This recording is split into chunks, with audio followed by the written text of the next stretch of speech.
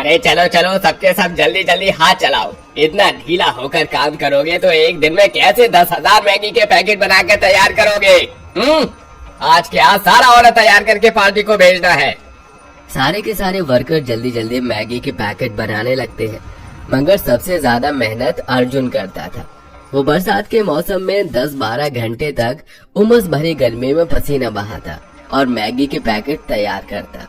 Maggi की factory से एक दिन में विश्वजीत की कमाई लाखों रुपए थी, लेकिन फिर भी उसका दिल इतना बड़ा नहीं था कि वो उसकी पगार बढ़ा दे। अर्जुन पढ़ा लिखा नहीं था, इसलिए वो उसी जगह में काम करता था। उसी में से वो अपनी बीवी और बच्चियों का पेट पालता था। सेठ जी, मैंने अपना काम खत्म कर दिया है। अच्छा चल तू जा फिर। मगर सेठ जी, मैंने सुबह आपसे कुछ कहा था, थोड़े पैसों की जरूरत है, घर में राशन पानी भरवाना है। अरे भाई आज तो मेरे पास कैश नहीं है, तो मैं कल देता हूँ तुझे। अभी तू जा, है ना? जा। मगर सेठ, घर में मेरी बीवी बच्चियां मेरा इंतजार कर रही होंगी। पूरे नहीं तो 100-200 रुपए दे दो, थोड़ा बहुत राशन पानी लेकर चला जाऊंगा, वरना मेरा परिवार क्या खाएगा क्या पिएगा आज। ऐसा कर तू ये 1-2 मैगी का पैकेट ले जा, बनाकर खा लेना। विश्वजीत कंजूसी से 2 मैगी के पैकेट थमा कर भेज देता है। तभी आधे रास्ते पहुंचते ही बरसात चालू हो जाती है। बाप रे बाप, कितनी जोर की बरसात पड़ रही है, रोम रोम कांप रहा है मेरा। कुछ देर में अर्जुन अपने कच्चे से मकान में आ जाता है, जहां तीनों बेटियां छाया, तनु, सुनिधि पिता को देखकर खुश हो जाती हैं। पापा आ गए, पापा आ गए, पापा आ गए। पापा जी आप आ गए, हमारे लिए चीजी लाए हैं। बेटिया, चीज तो नहीं लाया, मालिक ने पैसे नहीं दिए, मगर तुम तीनों बोलो तुम्हें क्या खाना है, मैं लेकर आता हूँ। तभी तीनों एक ही सुर में सुर लगाए कहती हैं, हमको मैगी खानी है। पता था मुझे ये मैगी ही बोलेगी। तीनों एक नंबर की चटोरी हो गई हैं। चावल रोटी इनको अच्छी नहीं लगती, बस मैगी खिलवा दो।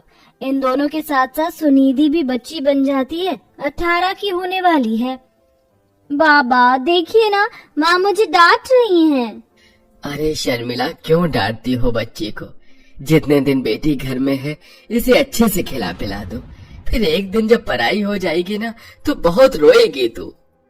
ये कहते हुए अर्जुन और शर्मिला की पलकें नम हो जाती हैं। भले ही उस परिवार की जिंदगी गरीबी में गुजर रही थी, लेकिन फिर भी वो थोड़े में खुश थे। शर्मिला अपनी तीनों बेटियों को तीखी मैगी बनाकर खिलाती है, जो कि उन्हें काफी ज्यादा पसंद थी।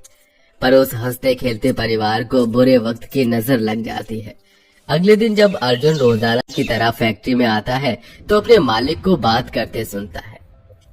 जी बिल्कुल, देखिए आप चिंता मत कीजिए, किसी को कानो कान खबर नहीं होगी कि हम ओरिजिनल नहीं बल्कि प्लास्टिक वाली मैगी बनाकर बेच रहे हैं।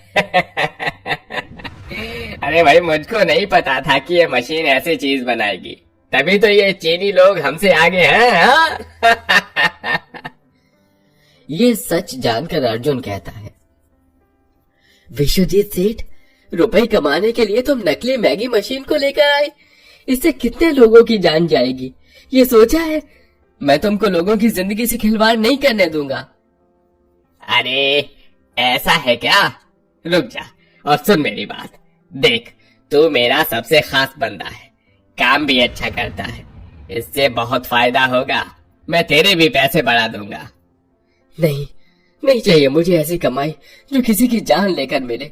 मैं पुलिस में जाकर सब सच बता दूंगा। ये सुनकर विश्वजीत पिन पिनाकर अर्जुन को काम से निकालकर बाहर कर देता है। बेटा, आज के बाद तो मेरी फैक्ट्री के आसपास दिख मत जाइयो, वरना तुझे जेल में चक्की में पिसवाऊंगा। मेरी बहुत पहुंच ऊपर तक है। अपनी ईमानदारी के बदले अर्जुन को काम से हाथ धोना पड़ता है। मायूसी के साथ वो घर जाने लगता है। तभी रास्ते में मकान मालिक उसे घेर लेता है और उसका कॉलर पकड़कर कहता है, अरे आज मिला है तू, कब देगा मेरा किराया? 6 महीने से टरकाए जा रहा है? क्या समझ रखा है? दे दूंगा हुजूर, थोड़ा सा टाइम दो। अरे कल सुबह का टाइम देता हूँ तुझको, कहीं से भी किराया ला कर दे, नहीं तो तेरी 3 में से एक बेटी जवान भी तो है ना, वो चुकाएगी किराया। ये सुनकर उस गरीब पिता के कलेजे पर तीर की तरह चुभता है। बोझ भरे दिल के साथ अर्जुन घर आकर खुदकुशी कर लेता है। सुबह उन गरीब माँ बेटी के घर में मातम का माहौल छा जाता है। अजी उठिए ना, उठिए। किसके सहारे छोड़कर चले गए मुझे और मेरी बेटियों को? बड़ी दीदी, पिताजी को क्या हुआ? वो इतनी देर तक क्यों सो रहे? उठाओ ना उन्हें। पिताजी हमको सदा के लिए छोड़कर चले गए, वो कभी नहीं उठेंगे। उस वक्त बहुत जोरों की बारिश हो रही थी। इतने में मकान मालिक आ धमकता है। अरे ओ शर्मिला, चल उठा अपनी बिटिया और घर खाली कर दे, और अगर रहना है तो अपनी बेटी को एक रात के लिए मेरे पास भेज दे। ये सुनते ही वो गरीब माँ जोरदार तमाचा उसे मारती है। तो जैसी नीच मैंने आज तक नहीं देखी। चलो बच्चों। दुखों में गरीब शर्मिला अपनी तीनों बेटियों को लेकर बारिश में भटकने लग जाती है। अच्छा, अच्छा। माँ, मुझे तेज की ठंड लग रही है। बारिश बहुत तेज है, कहाँ जाऊं? भगवान जी कोई तो रास्ता दिखाइए। मजबूर लाचार होकर वो गरीब माँ बेटियों को लेकर कचरे के ढेर में आ जाती है। तभी शाम होते होते सड़क पर खाने पीने का ठेला लग जाता है और खाने वालों की भीड़ लग जाती है। तभी छाया कहती है, माँ, बहुत तेज की भूख लगी है, कुछ खिला दो। अच्छा ठहरो, मैं कुछ लाती हूँ। शर्मिला आंसू लिए एक ठेले पर आती है जो कि ऑमलेट बेच रहा होता है। सुनो भैया, 1-2 ऑमलेट दे दो, मेरी बच्चियाँ भूखी हैं। हाँ तो लाओ पैसे, एक ऑमलेट 20 रुपए का है। भैया मेरे पास पैसे नहीं है, मेरी बच्चियाँ भूख से छछन रही हैं। इस बारिश ने मुझसे मेरा घर बार सुहाग सब छीन लिया। मुझे अच्छा, रो नहीं बहन, ये लो, ले जाओ। ज्यादा नहीं दे पाऊंगा, मैं खुद गरीब आदमी हूँ। ठेले वाला एक ऑमलेट दे देता है जिसमें से तीनों को खिला देती है। तभी तनु कहती है, माँ, मुझको ये ऑमलेट नहीं पसंद आया, बल्कि तुम्हारे हाथों की तीखी वाली मैगी खानी है। तुम तो कितनी टेस्टी मैगी बनाती हो। कहीं न कहीं उस गरीब माँ की मासूम सी बेटी उसे कमाने का रास्ता दिखा देती है। लगभग जैसे तैसे सामान इकट्ठा करके गरीब माँ बेटी मैगी का ठेला शुरू करती है और सुनिधि आवाज लगाती है, आइए आइए और खाइए, बारिश के मौसम में मस्त तीखी मैगी, एक बार खाओगे मांगते हुए आओगे। तभी बारिश की बूंदाबांदी के बीच एक नया नवेली शादीशुदा जोड़ा तीखी मैगी खाने आता है। प्रीत देखो ना, वो गरीब माँ बेटी मैगी बेच रही है, मेरे मुंह में तो पानी आ रहा है, प्लीज चलो ना। अच्छा चलते हैं ईशानी। 2 प्लेट तीखी मैगी की प्लेट लगा दो और मिर्च ज्यादा डालना, वो क्या है ना, मैं मैगी लवर हूँ। जी बस अभी बना कर देती हूँ। ये लीजिए गर्मा गर्म तीखी मैगी।